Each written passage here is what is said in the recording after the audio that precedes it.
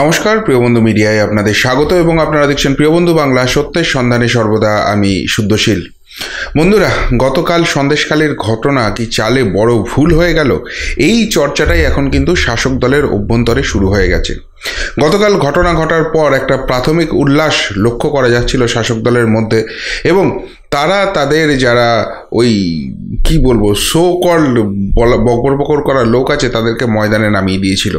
সে চোরকুনালি হোক, কোলাব্যাং ঘোষই হোক, আর লিপস্টিক দিদিই হোক, গাঁজাখোর পাঁজাই হোক, আর স্কোয়ার ফুট সেনই হোক, তারা সব ময়দানে নেমে বড় বড় বক্তৃতা করতে শুরু করে দিয়েছে। সাধারণ মানুষ তাদেরকে উত্ত্যক্ত করা হয়েছে এবং তার ফলে তারা প্রতিরোধ গড়ে তুলেছে, এমন অনেক বক্তব্য তারা করতে শুরু করে দিয়েছে। কিন্তু যত বেলা গড়িয়েছে, যত বিজেপি ব্যাপারটা নিয়ে চেপে ধরেছে, তখন দলের মধ্যেই বোধহয় চর্চা শুরু হয়ে গেছে যে আখেরে ঠিক ভুল হয়ে গেল। কেননা যেদিকে জিনিসটা গড়াচ্ছে তাতে ওই বাংলাদেশ সীমান্ত ব্যবহার করে রোহিঙ্গাদের ঢুকিয়ে তৃণমূল কংগ্রেস যেখানে ভোট ব্যাংক বাড়াচ্ছে, এই প্রচারটা কিন্তু বিজেপি জোর কদমে করতে শুরু করে দিয়েছে।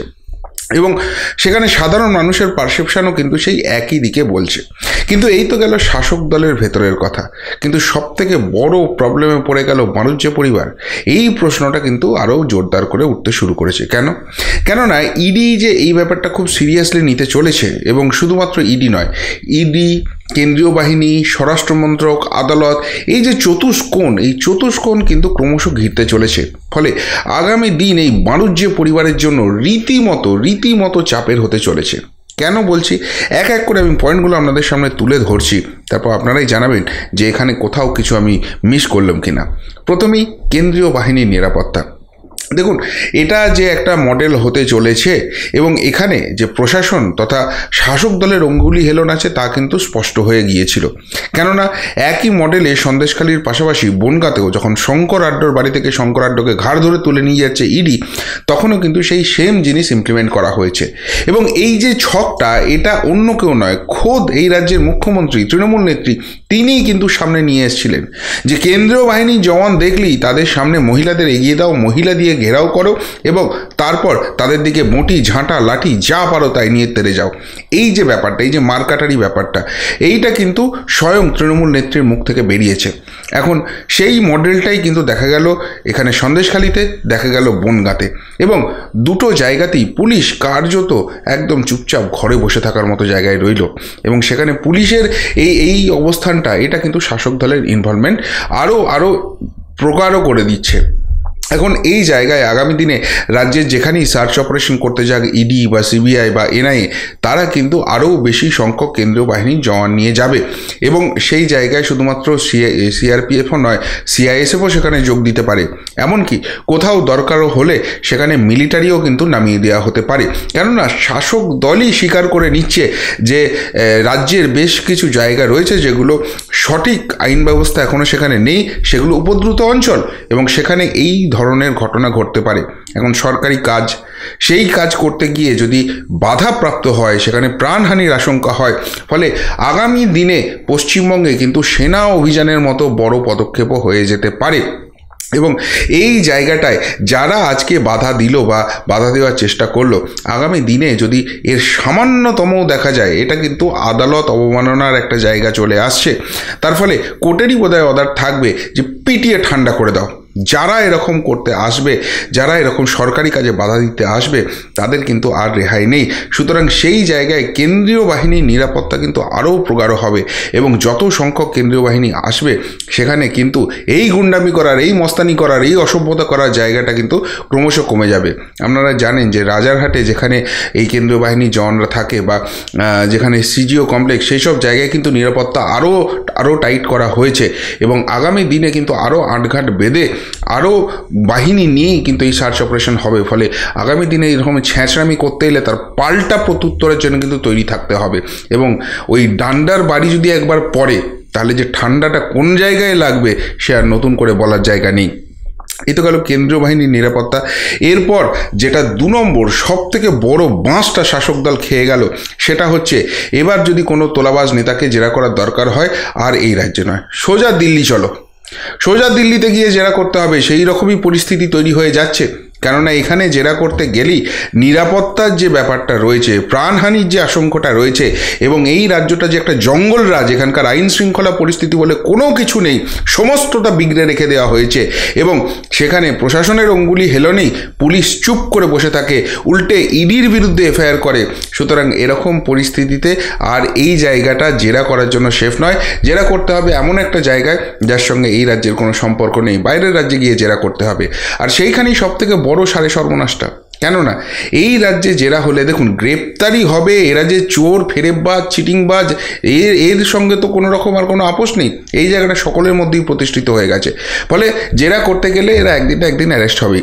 প্রথমবার, দ্বিতীয়বার, তৃতীয়বার, ম্যাক্সিমাম চতুর্থবার এরা কিন্তু টপ করে চলে যাবে। আর কারোর বাড়িতে গেলে এখন তো তাকে তোলাটা আরও ইজি হয়ে যাবে। তো সেই জায়গা থেকে এদের একটাই ধারণা থাকে যে আমরা যখনই অ্যারেস্ট হব, তারপর ওই প্রথম কদিন ইডি কাস্টডি এসব হয়ে যাওয়ার পর যখনই জেল হয়ে যাবে, জেলে গিয়ে অসুস্থতার নাটক করবো। আর তারপর তো আছে এসএসকেএম, যেখানে ডাক্তারের নামে কিছু ভাঁড় বসে আছে, কিছু চটি চাটা বসে আছে, যাদেরকে উপর থেকে ট্যাপ করে একটা করে অর্ডার করবে, আর তারা ফলস মেডিকেল সার্টিফিকেট বানিয়ে সেখানে 5 স্টার ফেসিলিটিতে রেখে দেবে। কিন্তু বাইরের রাজ্যে গেলে তো সেই জায়গাটা হবে না। অনুব্রত মণ্ডল এখানে বাড়িতে হসপিটালে সুপারকে ডেকে চিঠি লেখাতে বলছে, মেডিকেল সার্টিফিকেট লেখাতে বলছে যে আমি অসুস্থ, এই কথাটা লিখে দাও। আর ওদিকে তিনি যাওয়ার আগেই এসএসকেএমে উডবার্ন ওয়ার্ডে তার বেড রেডি হয়ে যায়, তার জন্য মেডিকেল বোর্ড বসে যায়, ফিসচুলা থেকে অন্ডকোষ সব জায়গায় গন্ডগোল ধরা পড়ে, আর তিহারের মাতৃদের গড়াগড়ি দিলে সেই সমস্ত কিছু ভালো হয়ে যায়। তাই এখানে যে জেরার যে ধ্যাসটামোটা, সেটা এবার বন্ধ হতে চলেছে। এবার সোজা দিল্লিতে ডাকবে, দরকার হবে অ্যারেস্ট করবে, তিহার জেলে পুরবে, এবং সেখানেই খেলাটা শেষ হয়ে যাবে। এবং সবথেকে বড় কথা, সেইখানে মামলাগুলো হয় দিল্লি হাইকোর্ট কিংবা রাউস অ্যাভিনিউ কোর্ট কিংবা সুপ্রিম কোর্টে সরাসরি হবে। এইখানে যে লোয়ার কোর্টকে বা হাইকোর্টেরও একটা অংশকে প্রভাবিত করে নিজেদের মতো রায় করিয়ে নেওয়ার জায়গা, সেটাও এবার ঘ্যাচাংফু হতে চলল। এইটা কিন্তু আরেকটা বড় সর্বনাশের জায়গা আসতে চলেছে। এর পাশাপাশি পালিয়ে বাঁচার দিন শেষ। এই যে এত বড় বড় বাতেলা মারছে তৃণমূল কংগ্রেসের নেতারা, তাদের মুখপাত্ররা, কই তারা তো একবারও বলতে পারছে না যে আমাদের দলে জিরো টলারেন্স উইথ করাপশন নীতি আছে, সুতরাং আমরা এসব কিচ্ছু করার দরকার নেই। এই তো শেখ শাহজাহানকে ডাকলেই হতো, আমরাই পাঠিয়ে দিতাম মসজিদ কমপ্লেক্সে গিয়ে সব দেখিয়ে আসতো, নথিপত্র, সম্পত্তি কোথায় কি আছে, তারপর দেখি কতখানি হিম্মত আছে অ্যারেস্ট করে। আমরা তো সব সততার প্রতিমূর্তি, করতে তো পারছে না। শাহজাহান পালিয়ে গেছে, যেই পালিয়ে গেছে এবার তার বিরুদ্ধে লুকআউট নোটিশ হয়ে গেছে। ইডি এক্সপেক্ট করছে যে সে বোধহয় বাংলাদেশ চলে গেছে। ওই জায়গাটায় বাংলাদেশ যাওয়া আসা করা কোনো ব্যাপার নয়, এবং সেখানে যদি পুলিশ প্রশাসনের মদত থাকে তাহলে তো আরও কোনো ব্যাপার নয়। কিন্তু ইডি ইতিমধ্যেই আপনারা জানেন বিএসএফকে লুকআউট নোটিশ জারি করে দিয়েছে, সমস্ত বিমানবন্দরে করে দিয়েছে। অর্থাৎ যে গর্তে গিয়ে ঢুকে থাকুক না, এতদিন শাহজাহান, বেতাজ, বাদশাহ কত কিছু শুনছিলাম, এখন তো খ্যাকশিয়াল হয়ে গেছে, লুকিয়ে পালাচ্ছে কেন? যদি দোষই না করবে, শাহজাহানের এত ভয় কিসের আছে? যে আমার বাড়িতে ইডি এসেছিল শুনলাম, আমিই চলে এসেছি ইডির কাছে, বলতে তো পারছে না। বলবে কি করে? বললেই তো চুরি ফেরেববাজিটা ধরা পড়ে যাবে। দেখুন, এখানে তৃণমূল একটা প্রচার করার চেষ্টা করে ইডি সিবিআই রাজনৈতিক প্রতিহিংসা করছে, আপনার বাড়িতেও আসতে পারে। আচ্ছা বলুন তো, কোনোদিন আপনার বাড়িতে এসেছে? আমার বাড়িতে এসেছে? আসবে কেন? মাথার ঘাম পায়ে ফেলে রোজগার করি, সরকারকে ট্যাক্স দিই, হ্যাঁ নুন ভাত খাই, কিন্তু যেটা খাই দিনের শেষে গর্ব করে বলি সেটা নিজের রক্ত জল করা টাকা। সুতরাং সেখানে কোনো রকম ইডি সিবিআই আসবে না, আজ অব্দি আসেনি। আর যারা এরকম ফেরেববাজি, তোলাবাজি করেছে, লোককে লুটেছে, বাংলার মানুষের পেটে লাথি মেরেছে, দিয়ে নিজের প্রাসাদ বানিয়েছে, কোটি কোটি টাকার সম্পত্তি বানিয়েছে, তাদেরকে ধরতে তো ইডি যাবেই। সুতরাং ওই পালিয়ে বাঁচার দিন এবার শেষ। যেখানেই যাও, এই দরকার হলে লুকআউট নোটিশ জারি করব, ঘাড় ধরে তুলে নিয়ে আসবো এবং তিহার জেলে ঢোকাবো। এই জায়গাটা কিন্তু এবার তৈরি হয়ে গেল। এবার সব থেকে যেটা বড় সমস্যার জায়গা, সেটা হচ্ছে এনআইএ কিন্তু এখানে ঢুকে যাবে। কেননা কালকের পরই অভিযোগ উঠে গেছে যে এই রোহিঙ্গাদের ঢুকিয়ে রেখেছে। কালকে যারা গন্ডগোল করেছে তাদের মধ্যে এক ঝাঁক রোহিঙ্গা ছিল।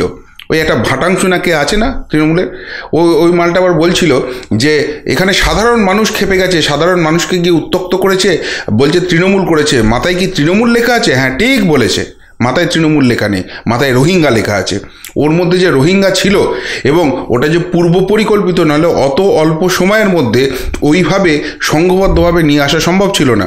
এবং প্রি প্ল্যান এটা আরও বোঝা যাচ্ছে যেখান থেকে যে কলকাতা যাওয়ার রাস্তাটাকে গাছের গুঁড়ি ফেলে ব্লক করে দাও, যাতে এই বাহিনী, এই ইডি আধিকারিক এরা ট্র্যাপে পড়ে এবং তারপর মেরে এদেরকে শেষ করে দিতে পারি। এই যে জায়গাটা, এখানে কিন্তু রোহিঙ্গা না থাকলে এত বড় করতে পারতো না। এবং এই রোহিঙ্গারা খুব ভালো করে জানে এই সব তোলামূল নেতাগুলোর জন্যই তারা এই দেশের সব কাগজপত্র পেয়ে গেছে, এখানকার ভোটার লিস্টে নাম উঠে গেছে। সেই জন্য এরা সিএএ করতে দিতে চায় না, এনআরসি করতে দিতে চায় না। জানে তো এই রোহিঙ্গাগুলো আইডেন্টিফাই হয়ে যাবে, ভোট ব্যাঙ্ক এক ঝটকায় ঝরে যাবে, আর তাহলে এই ফুলিয়ে ফাঁপিয়ে দেখানো জয়টা করা যাবে না। আর সেই জন্য ওইগুলোকে ময়দানে নামিয়ে দিয়েছিল। এবার এনআইএ যদি ঢোকে ওই তল্লাশটা পুরো ছানবিন করে ফেলবে, পুরো বাংলাটাই এবার ছানবিনের জায়গায় চলে আসবে। কোথায় কোথায় এই রোহিঙ্গাগুলোকে লুকিয়ে রেখেছে, যাদেরকে দিয়ে এই বদমাইশিগুলো করা হচ্ছে, এইভাবে সরকারি আধিকারিকদের মেরে ফাটিয়ে দিয়ে তাদের প্রাণ নিয়ে নেওয়ার চেষ্টা করছে, সেই জায়গাটাতে এবার বড় বাঁশ হিসেবে ঢুকে গেল। শুধুমাত্র তাই নয়, এবার যেটা হয়ে গেল যে এই ঘটনাটা ওই বড় মাথার অঙ্গুলি হেলন না থাকলে, তার নির্দেশ না থাকলে এইভাবে হতো না, এইভাবে সংগঠিত হতো না। সুতরাং এইসব চারাপোনাগুলোকে ছাড়ো, টার্গেট বড় মাথা, আর কোনো রকম কোনো ছাড় নেই। কত বড় তুমি হনু হয়েছে দেখি, তোমার বাড়িতে গিয়ে তোমার ঘাড় ধরে তুলে নিয়ে আসবো, বাঁচাতে পারলে বাঁচাও। যাকে যেখান থেকে পারো, রোহিঙ্গা ধরে নিয়ে এসো, শাহজাহানের বাহিনী ধরে নিয়ে এসো, বনগার এই আপদগুলোকে ধরে নিয়ে এসো, যাকে পারো। সামনে মহিলা বাহিনী নামিয়ে দাও, কোর্টের অর্ডার থাকবে, তোমার এই ভুলভাল ট্রানজ্যাকশান আছে, লুটেছো, টাকা কামিয়েছো, দুর্নীতি করেছো, প্রমাণ আছে, বাড়ি যাব, তুলে নিয়ে আসবো। এবার এই বড় মাথাটা আর কোনো রকম কোনো এসকেপ রুট পাবে না। যেটুকুনি এরা একটু আধটু ছেড়ে রাখছিল যে আগে ছোটো মোটোগুলোকে ধরি, পুরোটা কংক্রিট করি, না যা এভিডেন্স আছে তার বেশি সে তোলাটা কোনো ব্যাপার না, এবার যাবো তুলবো। সুতরাং ওই সিগন্যাল যেটা একটা আছে, সেই সিগন্যালটা এলেই, সিগন্যাল অর্থাৎ দেখুন, যে কোনো বড় অপারেশন করতে গেলে তো একদম উপরি মহলের যে কোনো সংস্থার একটা নির্দেশ থাকে, তাদের ইন্ডিকেশন পেলেই কিন্তু এবার বড় মাথাকে তুলে নিয়ে যাবে। কারোর ক্ষমতা নেই আর বাঁচায়। যারা ভাবছিল যে সেটিং থিওরি দিয়ে বেঁচে যাবে, আর সেই জায়গাটা থাকছে না। এবার এটা হয়তো ইডির সরাসরি স্টেপ থাকবে না, কিন্তু ইডির ইনভলভমেন্ট থাকবে। পুরো ঘটনাটা তারা কিন্তু আদালতের সামনে নিয়ে যাবে, সেটা কলকাতা হাইকোর্টই হোক আর সুপ্রিম কোর্টই হোক। তার ফলে কলকাতা হাইকোর্ট বা সুপ্রিম কোর্টের একাংশ যারা আবার একটু অ্যালাইন্ড হয়ে আছে, যারা পুরোপুরি নিউট্রাল নয়, এরকম একটা পারসেপশান তৈরি হচ্ছিল, তাদেরকেও এবার সাবধান হয়ে যেতে হবে। কেননা তারা এবার উৎপটাং রায় দিলে জনরোষ সেইখানে গিয়ে আছড়ে পড়তে পারে, এত সহজে ছাড় হবে না। ফলে এদের বিরুদ্ধে যখন কড়া স্টেপ নিতে যাবে ইডি, তখন আদালতকে জানিয়ে যাবে এবং আদালত সেখানে আর খুব একটা আটকাবে না। কেননা মানুষের পারসেপশান কালকের পর যেভাবে চেঞ্জ হয়ে গেছে, সেই জায়গা থেকে যদি উল্টোপাল্টা রায় হয়, এই ফেরেববাজগুলোর পক্ষে রায় হয়, সেখানে কিন্তু জনমতের যে বিস্ফোরণ সেটা কিন্তু দেখা যাবে, এবং সেটা কিন্তু বিচারপতিরাও খুব ভালো করে বোঝেন। সুতরাং তারা সবসময় নিরপেক্ষ বিচার করবেন, এটাই এক্সপেক্ট করা আছে। কিন্তু কোথাও কেউ কোনো বিচারপতিকে নিয়ে তো প্রশ্ন ওঠে, তারাও কিন্তু এবার কেঁপে যাবেন কালকের ঘটনার পরে, যে এটা কি ঘটনা ঘটলো। আপনাদের একটা এক্সাম্পল দিই।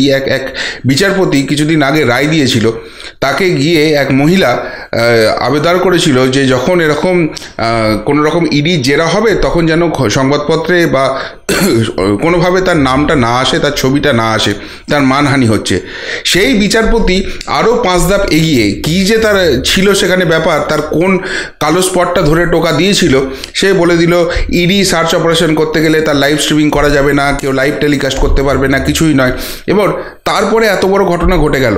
কালকে যদি সংবাদ মাধ্যম প্রতিনিধি ওখানে না পৌঁছতো, ইডি আধিকারিকদের ওখানে মেরে কেটে নদীর জলে, ভেরির জলে ভাসিয়ে দিত।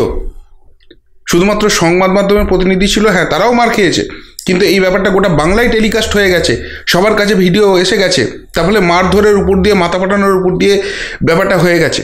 তার ফলে ওই বিচারপতিরাও কিন্তু এখন থমকে যাবে যে ভাই, আমরা যদি এই ধরনের কোনো কিছু করতে যাই, আমাদের কপালেও দুঃখ আছে। কেননা কারোর বাড়ির লোক যদি এইভাবে মারা যায়, এই ধরনের অফিসারগুলো যদি মারা যায়, তার জন্য যদি তদন্ত আটকে যায়, তার পুরো দায়টাতে বা সেই আদালত, সেই বিচারপতির উপরে এসে পড়বে।